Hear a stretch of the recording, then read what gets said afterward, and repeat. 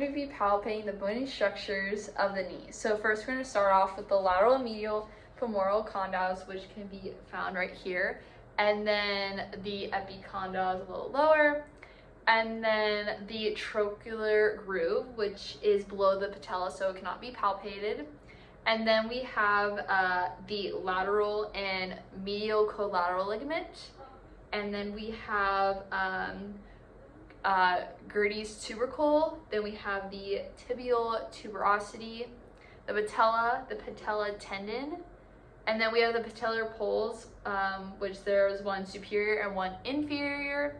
Then we have the pes anserenus, and then we have the head of the fibula, or so it's right here, head of the fibula, and then we have the fibula and the tibia. Palpate the different muscles of the knee joint.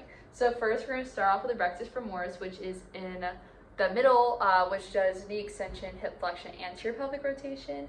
Next we have vastus lateralis, which does knee extension, as well as vastus medialis and vastus intermedius, which is deep to rectus femoris. Next, on the back, or the posterior side, we have bicep femoris, which does knee flexion, hip extension, posterior pelvic rotation, and external rotation of the hip and a flexed knee.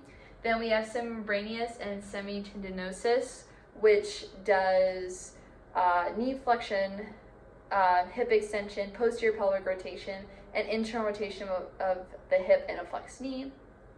Next we have gracilis, which does abduction of the knee and weak flexion of the knee as well. Yes, and then popliteus is found right here, which does knee flexion and internal rotation of the knee. And then we have gastrocnemius, which does plantar flexion and knee extension.